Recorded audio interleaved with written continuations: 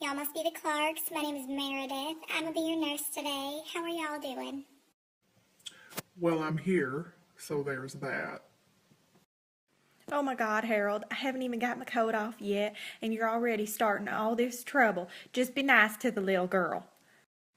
I'm Margaret. This is Harold. As you can see, he's very pleasant right now, so, we're just gonna let that go. Well, it's so very nice to meet the both of you. We're just gonna go through some questions. I just want to try to figure out what brought you in today and how we can make y'all better.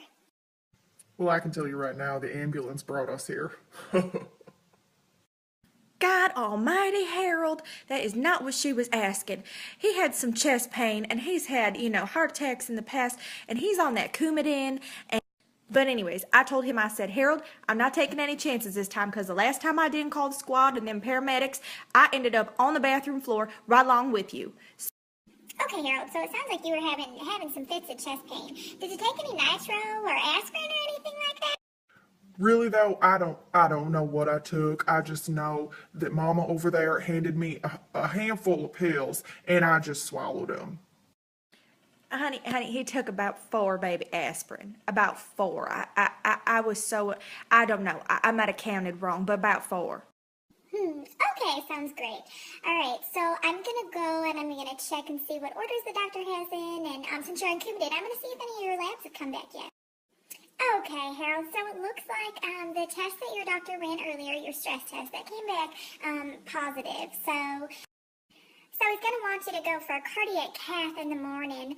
But your Coumadin levels came back, and those weren't the best. It came back at 1. Darling, I don't know what those numbers mean. You gotta talk in your blood's too thick and your blood's too thin. Oh, sure, no problem. So your blood's a little too thick. With that mechanical valve you got in there, we like your blood to stay within a certain range. Have you been eating a lot of green leafy vegetables lately? Well, actually, as a matter of fact, honey, I have been eating them spinach salads from Bob Evans. You ever had one of those? Oh my God, they are to die for. You know what, Harold? I cannot say that I have ever had one of those spinach salads, but I can tell you that might be your problem. Now, why would me eating healthy be a problem? Oh, for crying out loud, Harold, don't you remember that poem that I came up for you to remember how to keep your blood thick or thin? If you're eating green and leafy, your blood's gonna be thick and creamy. If you're drinking lots of beer, your blood's gonna be thin like my rear. That's a good one. I'm gonna have to tell people that. No, Margaret, I don't remember that poem. Maybe it's because I've seen a lot of thin things in my lifetime, and your rear is not one of them. Okay, we're gonna move on now. So now, Harold, I noticed that your legs are kind of swollen. Have you been watching your sodium intake? Yeah, I sure have. I don't add any salt to those frozen meals that I eat quite often. And I don't eat whole pounds of bacon anymore. I usually stick to just half the pound. That is huge for me. Huge. What? Half a pound? Wow, that's still a lot. Just stay away from the ham though for Thanksgiving. I sure did. I did. Well, you may have stayed away from it for Thanksgiving, Harold, but you know what you did? You took an extra piece of ham when we were at Western Sizzling this last weekend. I watched you do it. I have half a mind to think, too, that you had sausage on that plate. You were just hiding it under them eggs. I think that's what you were doing. Okay, so back to that cardiac cath that doctor wanted to schedule for you. Yeah, you're gonna not be able to eat anything after midnight tonight, okay?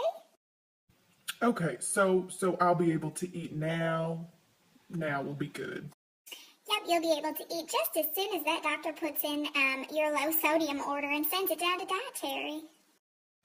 Okay, so like by low sodium, you mean like they're not gonna put salt on my tray. Actually, no. They won't put salt in anything. They use some of those, salt substitutions, but that's it. Oh, for crying out loud, Harold, you just about died 10-20 minutes ago in my arms, and here you are worried about how much salt they're going to put on your tots. You see what I got to deal with? Okay, that's all the questions that I have for right now. So, Mrs. Clark, if you want to step out in the hall with me, I got some papers I got you to sign, and Mr. Clark. Lab will probably be up again here shortly. And if you need anything in the meantime, you just push that call out, okay, sir? Oh, okay, darling. Thank you. I appreciate you. Man, it is a good thing that I never leave the house without this bad boy. Little salt never hurt nobody.